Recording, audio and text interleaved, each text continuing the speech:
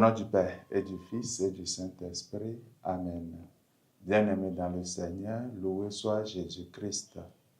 Nous sommes au lundi de la 30e semaine du temps ordinaire, année C.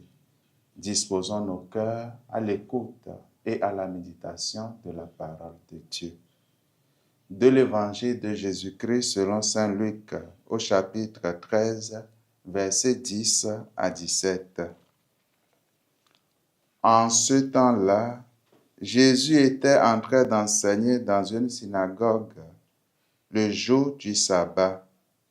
Voici qu'il y avait là une femme, possédée par un esprit qui la rendait infirme depuis 18 ans. Elle était toute courbée et absolument incapable de se redresser. Quand Jésus la vit, il l'interpella et lui dit, « Femme, te voici délivrée de ton infirmité. » Et il lui imposa les mains. À l'instant même, elle redevint droite et rendait gloire à Dieu. Alors le chef de la synagogue, indigné de voir Jésus faire une guérison le jour du sabbat, prit la parole et dit à la foule, « Il y a 6 jours pour travailler. Venez donc vous faire guérir ces jours-là, et non pas le jour du sabbat. » Le Seigneur lui répliqua, « Hypocrite, chacun de vous le jour du sabbat ne détache-t-il pas de la mangeoire son bœuf ou son âne pour le mener boire?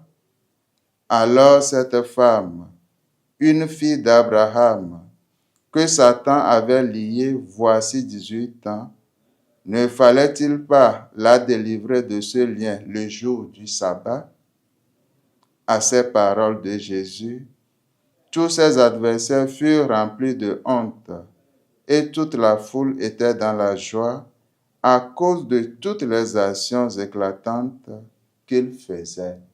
Acclamons la parole de Dieu. Louange à toi, Seigneur Jésus. Frères et sœurs bien-aimés, dans l'évangile que nous méditons ce matin, les adversaires de Jésus s'indignent contre lui parce qu'il a guéri une femme possédée le jour du sabbat. Cette attitude des chefs de synagogue nous donne de nous demander s'il est permis de faire le bien le jour du sabbat ou encore s'il y a des jours, des moments propices pour faire le bien. L'acte singulier de Jésus nous en donne la réponse. Nous devons faire le bien en tout temps et en tout lieu.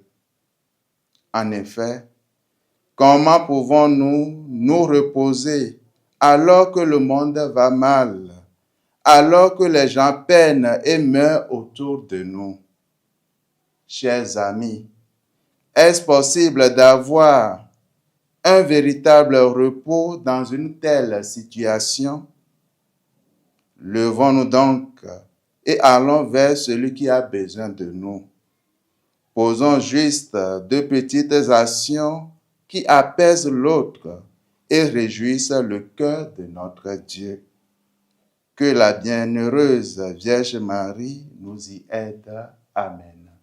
Et que Dieu Tout-Puissant vous bénisse, lui qui est Père et Fils et Saint-Esprit. Amen.